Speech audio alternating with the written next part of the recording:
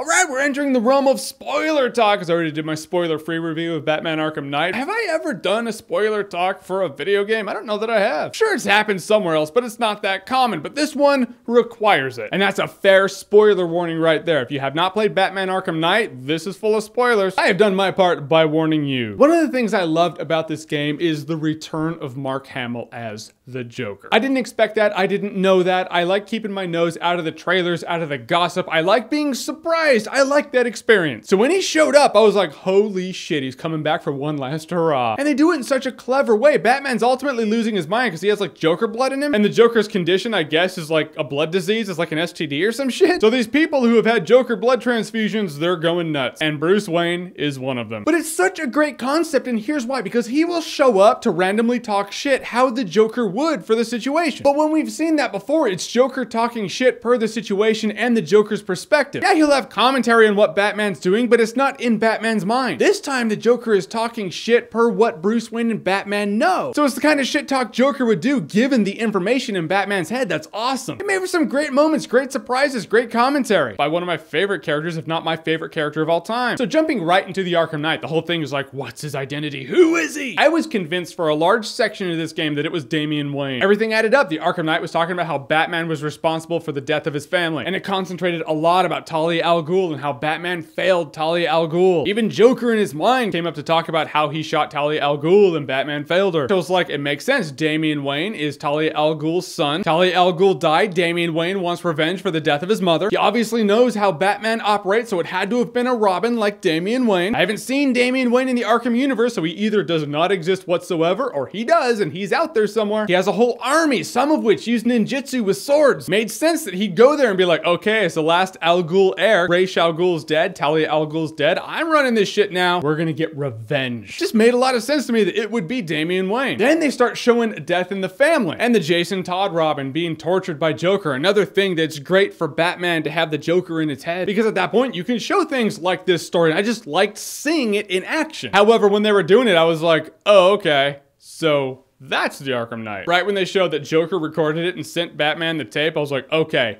the rule, Batman. What's the rule in cinema? If it doesn't show him die, they ain't dead. So at that point, it was so painfully obvious that Jason Todd was the Arkham Knight that it was not a surprise to me. I was like, I know exactly who you are, dude. It's just easy to deconstruct that shit. The end of the game, Batman gets unmasked. The Scarecrow is filming him. Jim Gordon pulls the mask off. It's Bruce Wayne. Everyone knows it. And then it went into Bruce Wayne's mind, and this is what sold me on the fact. It was so well done. The whole Joker taking over thing, I was sold on it. It's when this Joker Batmobile comes through and you just start wasting everybody. You're controlling it, and at a point I was like, oh my god, is Batman really wrecking these? Is he killing people? You're walking through with the Joker, you're just plugging goons, and then at a point you shoot, I believe it's Two-Face, and he kneels down as Jim Gordon. He's like, please don't do this. He's dying, and you're like, shh.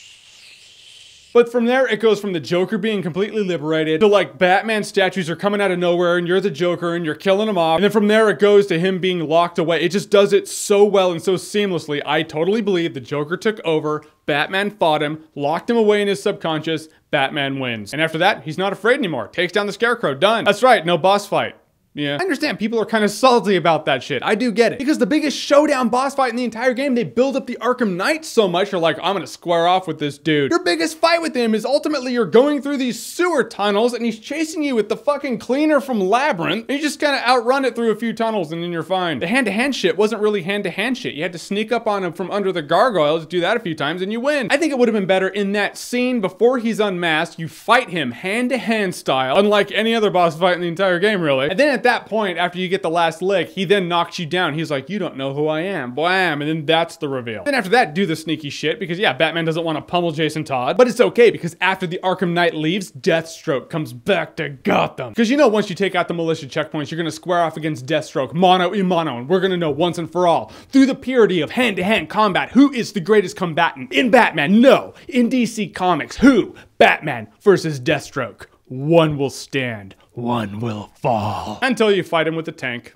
That's what you do. Yep, he has his tank and a bunch of tanks around him, and you put the Batmobile in tank mode and you fight him tank style. This is a big shortcoming in this game at this point because I was like, this is Deathstroke. This guy is renowned for his fighting skills. And you fight him with a tank like he's just some goon? You fought a zillion tanks in this game, so now you gotta fight him in a tank. And I was like, all right, maybe when you blow up the tank, then he's gonna pop out and you're gonna fight him. Nope, you don't. It's just, that's how you fight Deathstroke. a tank. It's like, yeah, fans are gonna be a little pissed about that, understandably so. And this is more to the point. The Batmobile is being shoved down your throat. The Batmobile is remarkably fun when the Batmobile is like sex. It's remarkably fun when it's not being forced on you. It's moments like this where it's being forced on you and you're like, yeah, I don't like this. But even with the Batmobile shortcomings, Arkham Knight is still a great game and a great conclusion to a great trilogy. I love the combat. I love the way they integrated Mark Hamill as the Joker in this game so well. I love Conroy as Batman. I love John Noble as the Scarecrow. I love Mike Ehrmantraut from Breaking Bad as Jim Gordon. So now that you've been able to play the entire thing, spoiler-filled Batman Arkham Knight, have you played it?